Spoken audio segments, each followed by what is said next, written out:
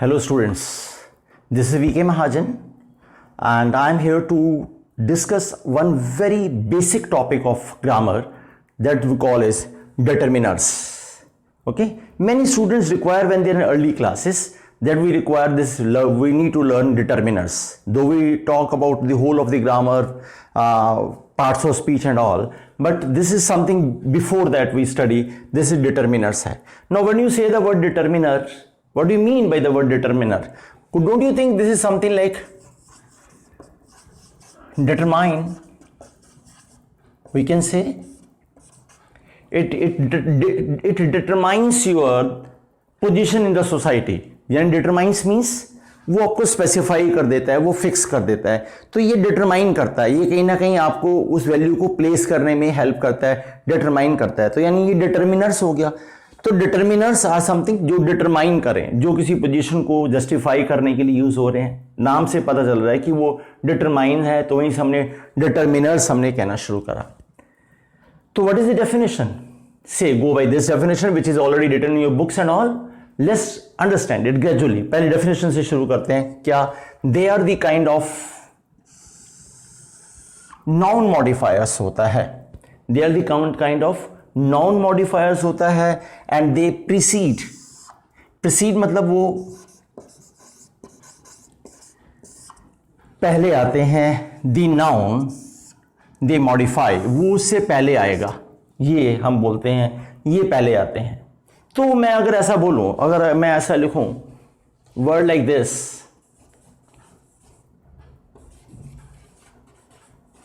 Much money, तो इसमें noun क्या है? नाउन तो मनी है, और मनी को क्वालिफाई कौन कर रहा है, मॉडिफाई कौन कर रहा है? मच. तो यानी जो मनी की क्वालिटी बता रहा है, कहीं ना कहीं उसकी वैल्यू बता रहा है, तो वो क्या हुआ? उसका डिटरमिनर हुआ. नहीं, वो डिटरमिनर हो जाता है. दैट इज व्हाट वी से. सपोज अगर मैंने लिखा यहां पर दिस पेन, तो फिर क्या हुआ? ये वाला पेन आप कह रहे हो ना, या वो वाला कह रहे हो? आप दिस पेन भी कह सकते थे, आप दैट पेन भी कह सकते थे. नहीं, तो ये दिस और ये दैट फिर पेन की क्वालिटी को बता रहा है. दैट इज व्हाट वी से.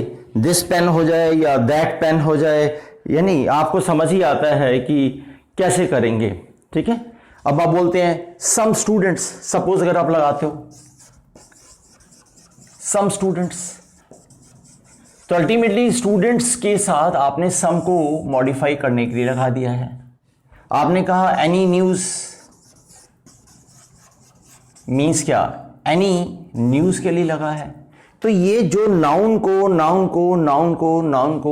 को मॉडिफाई कर रहे हैं, उसको उसकी क्वालिटी बता रहे हैं, तो काइंड ऑफ ये डिटरमिनर्स हुए. लेकिन जब हम बोलते हैं कि यार ये क्वालिफाई करते हैं, मॉडिफाई करते हैं, क्वालिटी बताते हैं, तो फिर ये डिटरमिनर्स हैं, तो फिर एडजेक्टिव क्या होता है? दिमाग में ये जरूर आता है कि aren't they adjectives. This comes to our mind. जो आपकी एज में ये दिमाग में आना चाहिए कि यार टीचर ने क्या बताया था, एडजेक्टिव क्या होता है. Adjective is the quality of a subject, noun. यानी आपने अगर बोला कि वो, अगर आप कहते थे कि ब्लू शर्ट, तो फिर आपने बोला, जब ब्लू शर्ट आपने बोला, तो ब्लू शर्ट के लिए आपने ब्लू क्या बताया? वो शर्ट को ही तो मॉडिफाई कर रहा था. तो फिर आपने लिखा इनोसेंट चाइल्ड. नहीं, तो फिर इनोसेंट चाइल्ड में इनोसेंट क्या है? चाइल्ड को मॉडिफाई कर रहा है. तो इसका मतलब दिमाग में यह आता है कि यार जितने भी एडजेक्टिव हैं वो डिटरमिनर्स होंगे, और जितने भी डिटरमिनर्स हैं वो एडजेक्टिव होंगे. फिर ऐसा मान लें? नहीं, ऐसा नहीं मान रहे हैं. क्यों? एडजेक्टिव एडजेक्टिव है, डिटरमिनर है. क्या फर्क है फिर देखें. डिटरमिनर्स रेफर, देखिए या समझिए, refer to a relatively limited set of well established words that are use to mark a noun. जो किसी नाउन को मार्क करने के लिए यूज होते हैं, ये वेल एस्टेब्लिश्ड होते हैं. समझो बात को. Red, blue, green, yellow, innocent, harsh, ये तो millions of word, trillions of words grammar भरी पड़ी है, वोकैबुलरी के वर्ड है, वो तो सारे एडजेक्टिव हो जाएंगे. लेकिन ये क्या है? वेल एस्टेब्लिश वर्ड्स हैं जो नाउन को मार्क करने के लिए, नाउन को क्वालिफाई करने के लिए, उसको डिटरमाइन करने के लिए लगते हैं. स्लाइट डिफरेंस है। Red shirt, blue shirt, pink shirt, white shirt, harsh sound, symphonic sound, okay, tall boy, ये सारे एडजेक्टिव में कंसिडर होंगे। वो वेरी कर सकते हैं, लेकिन हम क्या कहना चाह रहे हैं? मच, मैनी, सम, एनी, लिटिल, ये क्या, ये फिक्स्ड हैं। ये स्टैंडर्ड में ऐसे ही चलते हैं ग्रामर में, उनके बारे में आप चेंज नहीं कर सकते, उनका एक अपना फिक्स्ड मीनिंग है। ये एडजेक्टिव जैसे ही हैं, लेकिन एडजेक्टिव नहीं मान रहे, हम उसको डिटर्मिनर्स मान रहे हैं। बिकॉज क्या हमने कहा? They refer to a relatively limited set of well establish words that are used to mark a noun. Okay, तो उसको एडजेक्टिव नहीं मानिए, उसको डिटर्मिनर्स मानिए। शायद आपको समझ आ गया एडजेक्टिव और डिटर्मिनर का फर्क क्या है। ओके, देन सो हम क्या माने? हम ये माने कि determiner is a modifying word that determines the kind of reference a noun or a noun group has। यानी उसका क्या रेफरेंस है, क्या रेफरेंस रिलेट करता है। जब हमने बोला कि मच मनी, तो ये मच रेफरेंस बताता है इतने सारे का। मैनी स्टूडेंट्स, कहीं मैंने शायद लिखा है many students, I wrote down, some students I wrote down, anyway some students, many students. तो मतलब क्या, जब मैं मैनी बोलूंगा तो काउंटेबल में आप बहुत सारे कंसिडर नहीं करने लग जाओगे। तो ये many, some, little, much, any, this, that, ये क्या हुए? ये रेफरेंस वाले वर्ड हैं, किसी नाउन को रेफर करके बता देते हैं कि यार किस तरीके से आप उसको प्लेस कर रहे हैं। ये वो डिटर्मिनर की तरह काम करते हैं। इसका मतलब नटशेल में मैं ऐसा मानूं, they are to express reference. तो यहां से आपका डिटर्मिनर बन जाता है। होप यू हैव अंडरस्टूड कि डिटर्मिनर और एडजेक्टिव में क्या डिफरेंस होता है। होप यू हैव अंडरस्टूड कि डिटर्मिनर और एडजेक्टिव में क्या डिफरेंस होता है। Okay, this what now you need to understand is determiner क्या। डिटर्मिनर जो एक रेफरेंस की तरह काम करेगा, जो एक नाउन के लिए वेल एस्टेब्लिश वर्ड होगा, वो एडजेक्टिव जैसा ही होता है, लेकिन एडजेक्टिव अलग होते हैं। और डिटर्मिनर्स वेल एस्टेब्लिश वर्ड्स होते हैं। Is clear now with you? Hope you have understood. Okay, आगे चलते हैं आपके लिए। Let's write down a few more words that let me tell you कि डिटर्मिनर के टाइप्स क्या हैं, that we really need to study now after this. Okay, let's understand कि डिटर्मिनर के टाइप्स क्या हैं, what all kind of determiners we need to study.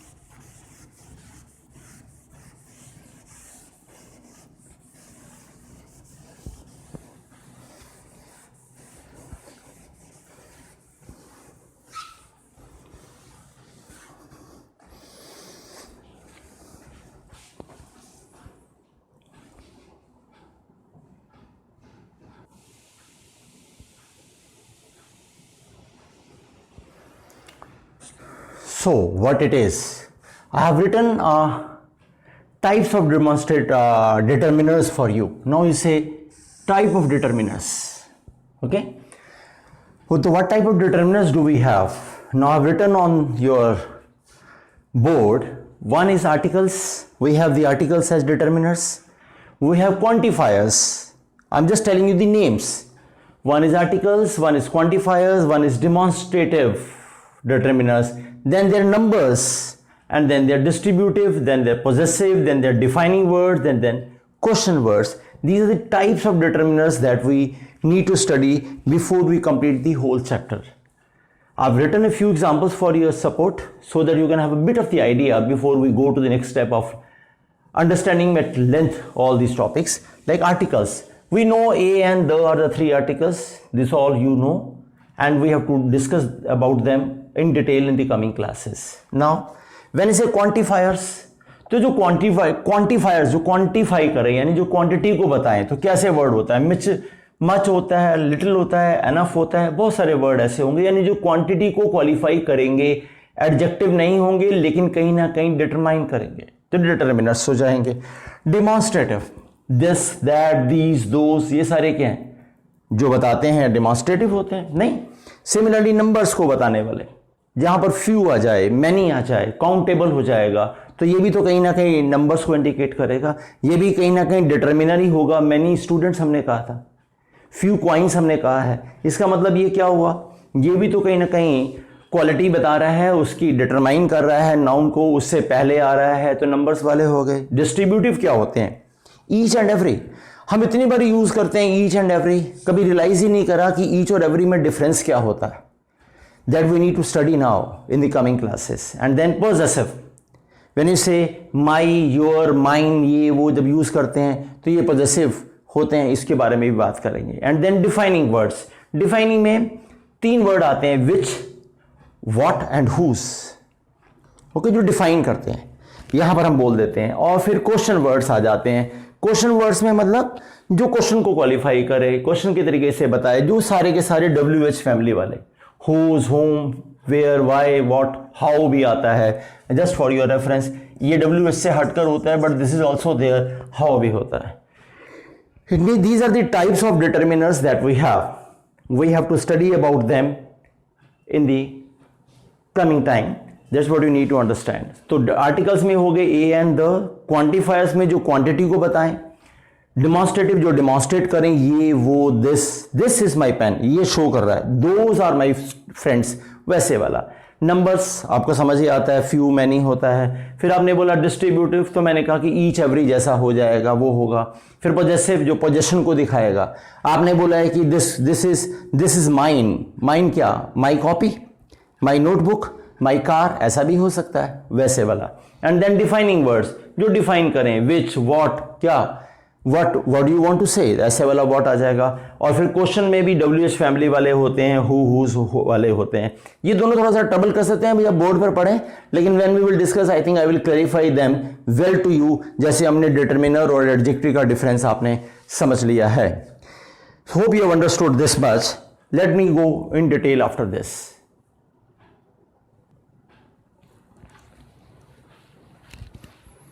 Now you have this, let's see this. I've written, let's go one by one. That I wrote down the types. Now we will go ahead. Articles discuss करते हैं. What is an article? We know that again they are to refer a word that we know. अब हम ये देखते हैं कि कितने type के आर्टिकल होते हैं. Teachers have told you कि ये 3 टाइप के आर्टिकल होते हैं, a, an और the. ठीक है, अब ये देखिए a, an और the. अब इसको 2 टाइप से टीचर्स बोलते हैं कि एक इंडेफिनेट आर्टिकल होता है, एक डेफिनेट आर्टिकल होता है। ये डेफिनेशन बताई है टीचर ने। एंड वी से कि इंडेफिनेट आर्टिकल में ए और एन आता है और डेफिनेट आर्टिकल में द आता है। This you know. By the way, if you just think for a while, शायद आपको रटना ही ना पड़े। आप सोचिए कि इंडेफिनेट का मतलब क्या है। आप मैथ्स पढ़ते हैं, इंडेफिनेटली वो करता रहता है, ठीक है। तो डेफिनेट होता है और इंडेफिनेट होता है। यानी इंडेफिनेट वो है जो कंटिन्यूसली चलता रहेगा, डेफिनेट जो है वो फिक्स्ड होगा, स्पेसिफाइड होगा, पर्टिकुलर होगा। यही तो होता है डेफिनेट। डेफिनेट वैल्यू होती है, इंडेफिनेट होता है। एक्स क्या है? वेरिएबल है, इंडेफिनेटली आप कुछ भी लगा सकते हैं। से like that, I don't know much mathematics but I am just saying like this कि जिसको आप वेरी कर सकते हैं, बहुत ज्यादा वैल्यूज हो सकती हैं, इंडेफिनेट हो जाता है। Now what we say is a और एन। तो ए और एन इंडेफिनेट क्यों हुआ?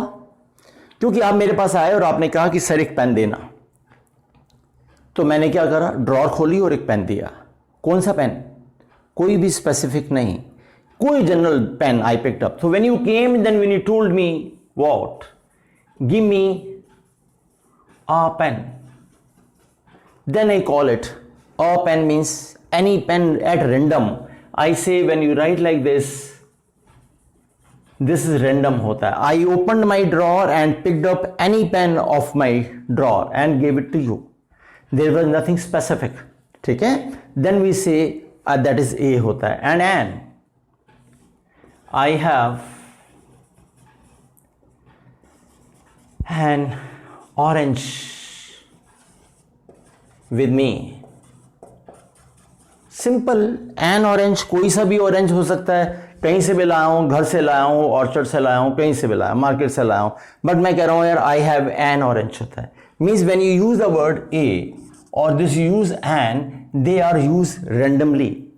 कहीं पर भी किसी के साथ लगा रहे हैं, कोई पर्टिकुलर या फिक्स की बात नहीं कर रहे। ये ए और एन होता है, यानी ये रैंडम होता है, किसी के साथ भी लगा सकते हैं, तो भाई फिर ये इनडेफिनेट ना हुआ। So this is something like indefinite है. This is how the name goes. Nomenclature. How this indefinite is. So don't mug up. रटने की कोई जरूरत नहीं. वर्ड देखते समझ आता है indefinite कौन सा होगा. मैंने तो याद नहीं कर रखा है. तो फिर द क्या है? डेफिनाइट है. डेफिनेट का मतलब फिक्स होता है. आप आए और आपने कहा कि सर वो वाला पेन देना जो टेबल पर रखा है. कौन सा? जो टेबल पर रखा है ना, स्पेसिफिकली वही वाला. You want a pen. No, you want the pen. Which one? Which is lying on the table. तो आप ऐसा बोलेंगे, give me the pen. Which one? Which is lying on the table. That is what the case is. It means now you're talking about a specific pen. और which आप देखो, which qualify कर रहा है पेन को. Okay? उसको relate कर रहा है. तो इस जब भी विच आएगा उससे पहले द ही आएगा. जब विच आ जाए, हु आ जाए, अब we will talk about this in coming classes later, but ultimately ये स्पेसिफाई कर रहा है. हिंदी में भी बोल के देखूंगा तो वो पेन जो कि मतलब स्पेसिफिक वाला. That's what the case is. I know the boy who is carrying book. Now कौन सा बॉय? जो कि. Who qualifies boy. That is why boy से पहले आपने द कर दिया है, क्योंकि ये एक स्पेसिफिक को डिनोट करने लग जाता है. इट मीन जब आप द लगाते हो तो ये रैंडम नहीं रहता, ये एक स्पेसिफिक हो जाता है. कोई एक पर्टिकुलर टाइप का चाहिए आपको. आप यहां से देखो, बुक से पहले तो मैंने ए लगाया हुआ है. क्यों? कोई एक किताब लेके जा रहा है, फिर तो ठीक ही है. अगर मैं ऐसा बोल देता, आई know the boy who is carrying, suppose मैं चेंज करूं, who is carrying the book that I gave him, तो फिर अब ये इसको क्वालिफाई करने लगा, तो ये स्पेसिफिक हो गया. कौन सी बुक कैरी कर रहा है? जो कि मैंने उसे दी थी. तो इसका मतलब फिर वहां पर भी द लगा सकते हैं, तो बुक स्पेसिफिक हो जाएगी, ऊपर वाले में रैंडम हो जाएगी. और एक सेंटेंस में 2 बार 4 बार 10 बार भी द लगा सकते हैं. पीपल आर कंफ्यूज कि एक ही बार द लगाएंगे तो no my dear, you can use as many times. That is the sentence का रिक्वायरमेंट क्या है. तो as per the requirement sentence we can use it. वहीं ए आ रहा है, वहीं द आ रहा है, डिपेंड करता है कि what are you trying to say, notion क्या है. तो that is what we need to understand. Okay, now what we say is a और एन दोनों सिंगुलर सब्जेक्ट के साथ यूज होंगे. ओके, एंड ए और एन काउंटेबल नाउन होंगे फॉर श्योर. और ए और एन जो है वो कॉमन नाउन होंगे. ए पेन हो सकता है, ए कार हो सकता है, ए नोटबुक हो सकता है, लेकिन ए ऑनेस्टी तो नहीं हो सकता ना. समझ रहे हो बात को? इसीलिए जब कभी आप आते हो मेरे पास और आपने कहा कि सर मुझे आपसे एक एडवाइस चाहिए, तो हम क्या कहते हैं? इंग्लिश में बोलते हैं sir I need an advice from you. When you say I need an advice from you, तो यहां क्या हुआ? An advice. आपने एडवाइस से पहले एन लगाया क्योंकि आपने कहा था एक सलाह चाहिए. But if you know the word advice, advice is what? Advice is an abstract noun. If you no, advice is an abstract noun.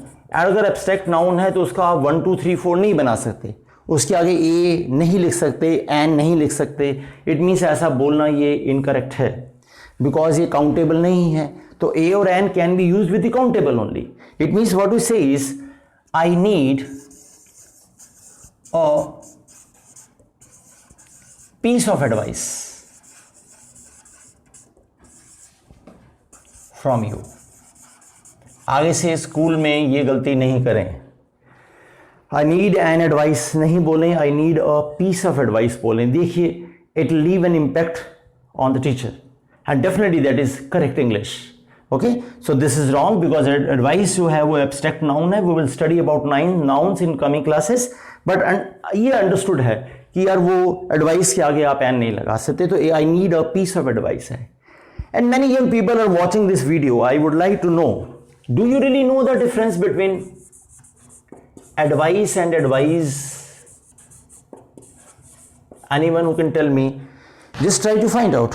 What do you know? Advice and advise में difference क्या होता है?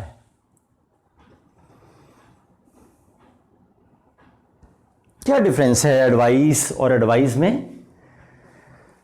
हिंदी में बोले तो लोग कहते हैं ये सलाह देना होता है, वो सलाह लेना होता है. कोई कहता है सलाह अपने आप मिलती है, कोई दी जाती है. सब कुछ गलत बोलते हैं लोग जो ऐसा बोल रहे हैं. कभी आपने बॉदर भी नहीं करा. शायद हो सकता है आधे लोगों को तो ये रियलाइज ही ना हुआ हो कि ये सी और एस वाले अलग भी होते हैं. ओके, आप आज रियलाइज करिए कि यार ये नाउन होता है और ये वर्ब होता है. याद रखिए, एक नाउन होता है और एक वर्ब होता है. सी वाला नाउन होएगा, सी वाला नाउन होगा. मीन्स अगर मैं ऐसे लिखूं, द टीचर क्या advised me a good piece of advice. The teacher advised me a good piece of advice. तो यहां पर एडवाइस जो है ये आपका वर्ब है और एक गुड पीस ऑफ एडवाइस जो ये वाला है ये आपका नाउन है. Hope you understand. ईडी किस में लगाओगे? प्ले, प्लेड, प्लेड में तो लगाओगे, तो एडवाइज, एडवाइज्ड हो जाएगा. But what do you need? A piece of advice. Advice आएगा. इट मीन्स जो स वाला साउंड है जिसमें सी आता है, याद रखिए सी वाले जितने भी होंगे वो नाउन होंगे और एस वाले जितने भी होंगे वो वर्ब होंगे.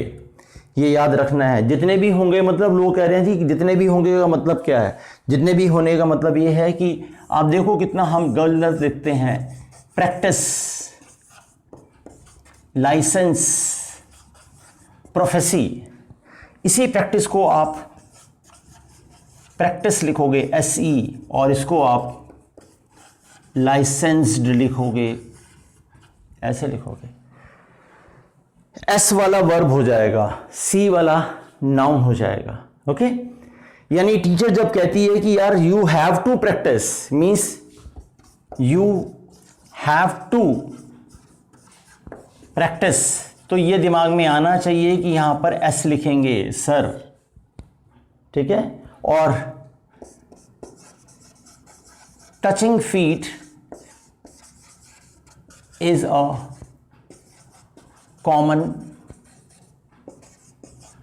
practice in India. तो ये वाला प्रैक्टिस क्या हुआ? ये वाला प्रैक्टिस वर्ब हुआ और ये वाला प्रैक्टिस आपका नाउन हुआ. शायद आप समझ सकते हैं what I am trying to say. Means जब भी आप एस वाला लिखोगे, जब भी आप एस वाला लिखोगे वो वर्ब होगा और सी वाला नाउन होगा. ऐसे ही आपके पास ड्राइविंग लाइसेंस होता है सी वाला, but does not mean that you are licensed to kill. जब लाइसेंस्ड आ जाएगा तो आपको SED वाला लगाना होगा. तो दिमाग में छोटा सा शॉर्ट बैठा लो कि सी वाले नाउन और एस वाले वर्ब होते हैं. तो अगली बारी आप याद रखें कि एडवाइस में पीस ऑफ एडवाइस लिखें और यहां पर सी लिखें. That you need to understand. So this is what the A और एन इज. ए और एन सिंगुलर में लगेगा, काउंटेबल होना चाहिए, कॉमन नाउन होना चाहिए. ए मैंने बताया आपको कैसे लगेगा. ए और एन में डिफरेंस क्या है, और ए और एन इंडेफिनेट क्यों है और ये डेफिनेट क्यों है, that we have discussed. Let's understand after this कि एन कैसे यूज होता है. Okay, will talk about this now.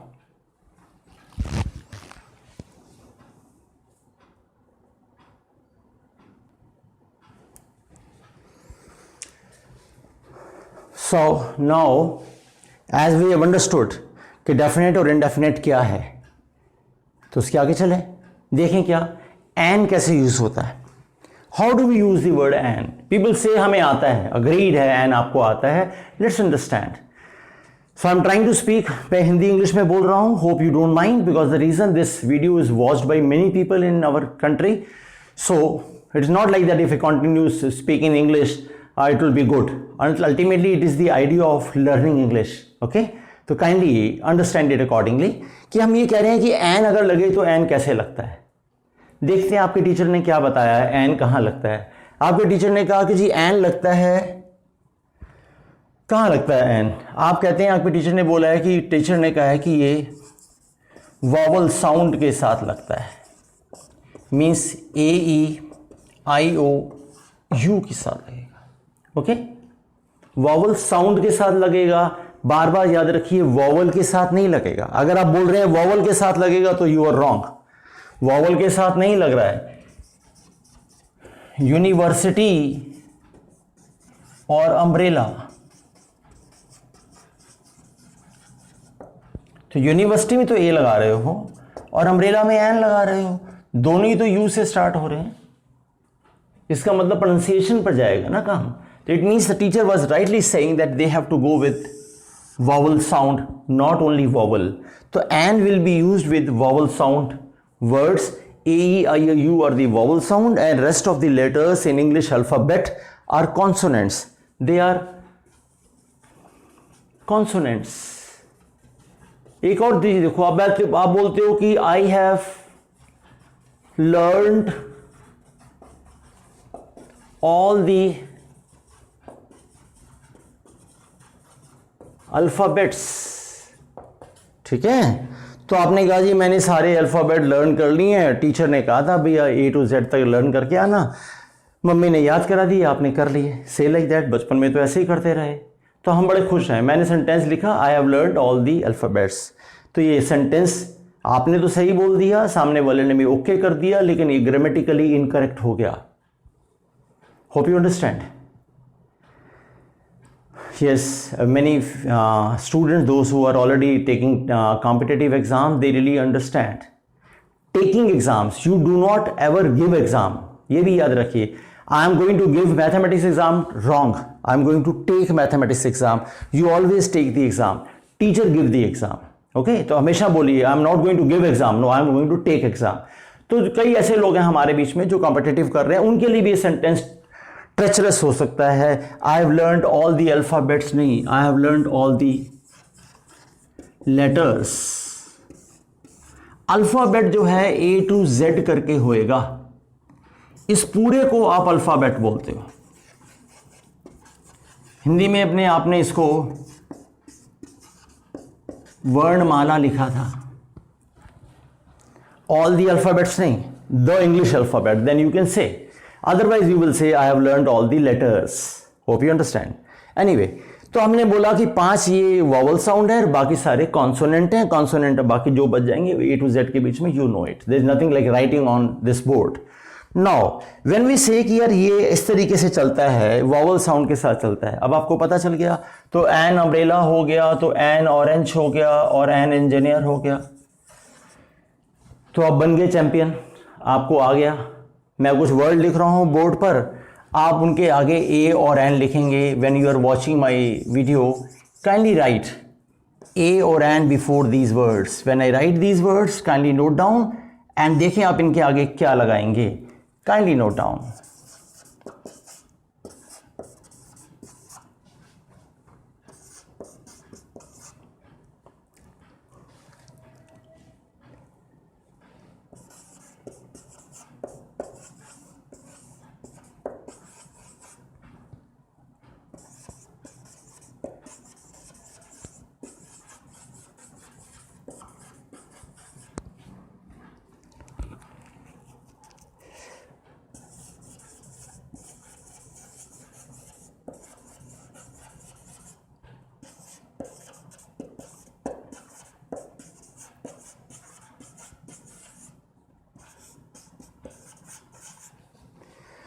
So I've written these words for you.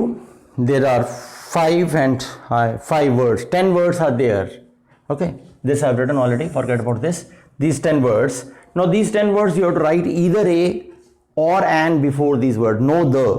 सिर्फ a लगाना है और an लिखना है. Kindly write a or an before these words. So once you write this A or N, let me give you the answers on this and let's understand कि आपने क्या लगाया इन सब के आगे। वॉवल साउंड देखकर लगाना था, तो वॉवल साउंड कैसे पता चलती है ये हम समझ लें, ठीक है। उससे पहले मैं आंसर लिख देता हूं।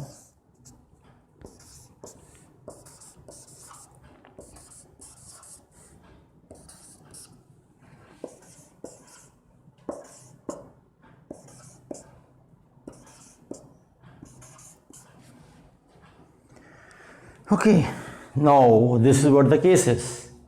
अब आपके सही हुए या गलत हुए ये आपको पता है, लेकिन अगर गलत हुए हैं इसका मतलब आपको वॉवल साउंड का कॉन्सेप्ट नहीं आता है। This you have to now understand very clearly कि आपको कॉन्सेप्ट के बारे में कहीं ना कहीं गड़बड़ जरूर है, तभी आपको पूरे ढंग से नहीं आया, अदरवाइज ये सारे सही होने चाहिए थे। ओके, तो ये सही क्यों नहीं हुए? ये कुछ गड़बड़ आपने करी इसलिए ये सही नहीं हुए। लेट्स अंडरस्टैंड कि गड़बड़ क्या हमने करी है। देखें तो what mistake we have done. The mistake वो डिड इज कि हम वॉवल साउंड पहचानने में गलती कर गए। टीचर्स वर सेइंग अ ई ओ ई ऐसे बोल रही हैं, अग्रीड है, प्रोनाउंसिएशन यही है, but I being a Hindi speaking fellow and Indian, I have to adapt some kind of shortcut कि मेरी गलती ना हो। तो गलती ना हो तो मैं ऐसा मान लूं, अगर थोड़ी देर के लिए मैं इतना याद रखूं कि इतना मुझे आता है,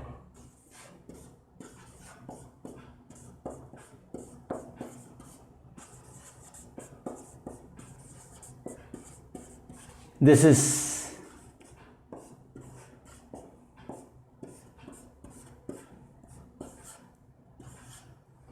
ये सारा जो आपका सेगमेंट होता है ये आपका एन का सेगमेंट होता है। Okay, this is the segment for an. Hindi में इनको आप स्वर बोल रहे थे, अगर आपको थोड़ी बहुत हिंदी याद है तो। Those young students they really need to know Hindi. Hindi is a good language, though we learn English, that is for sure, but we cannot afford to forget our basic language. And this is very important that being Indian, you really need to know your Hindi perfectly. Okay?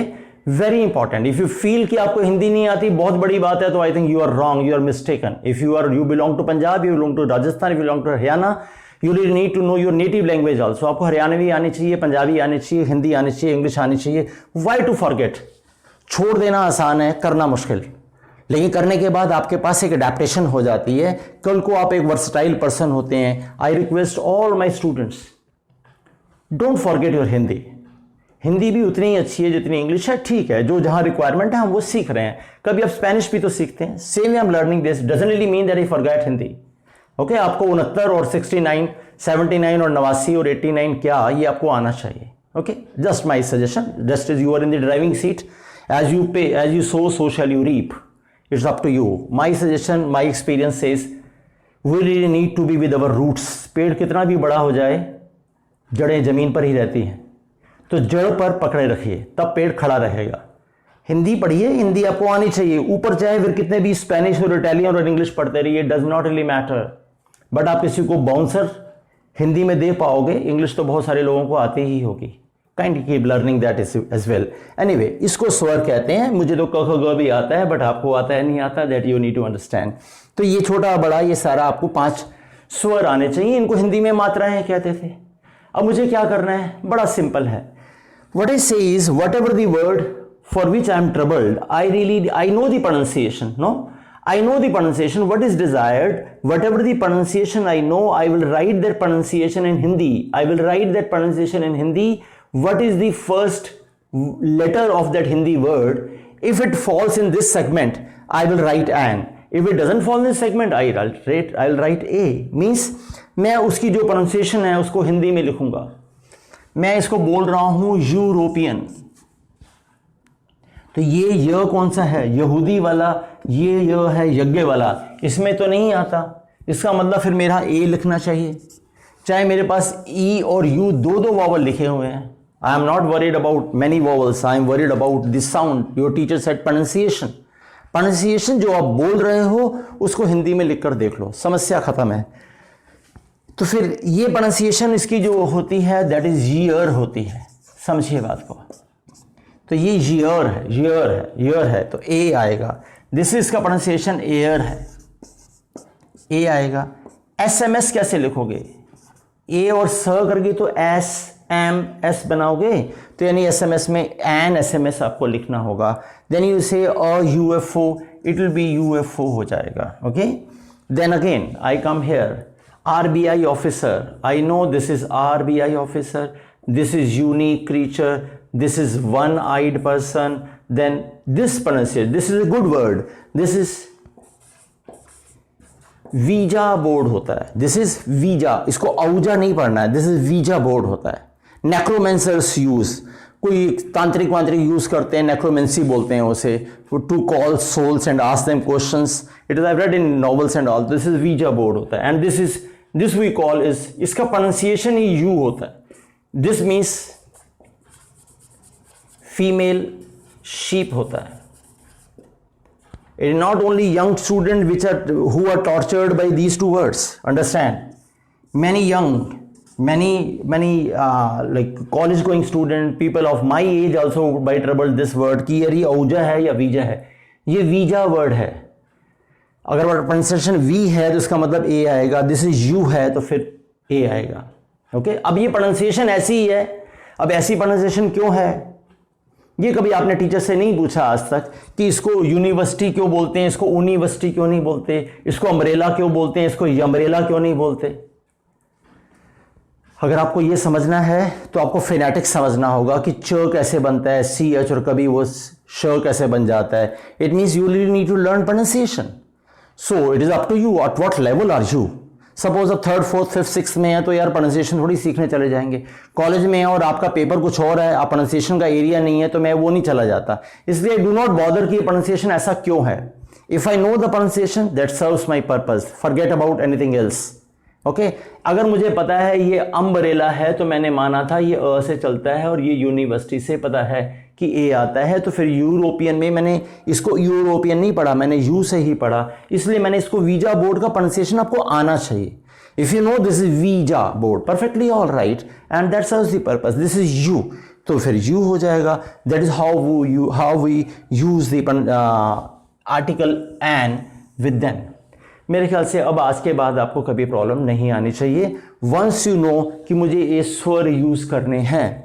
ध्यान से देखो, ये भी तो मात्राएं ही हैं भाई। हमने छोटा बड़ा कर दिया था, वो अंग्रेज क्या करता है, डबल ए लगा देता है। हमने छोटा ई बड़ा किया था, उसने डबल ई लगा दिया था। सेम इज द केस, उसके पास भी 5 मात्राएं, मेरे पास भी 5 मात्राएं हैं। The same, I am just trying, what I am saying is, आप उसका उच्चारण करिए हिंदी में, फिर जो उच्चारण करिए, सॉरी, जो उच्चारण आपका है वो करिए, जो उसका इंग्लिश में उच्चारण है वो करिए, और उसको हिंदी में लिखिए। उसका जो फर्स्ट अक्षर है, whatever the first letter of that Hindi word, if that falls in this segment, that would be an, otherwise it is a. Hope you have understood. Okay, so far this is enough in this particular part of the video. We will continue from here in the next sessions coming to be. We'll start with the. Thank you very much, my dear.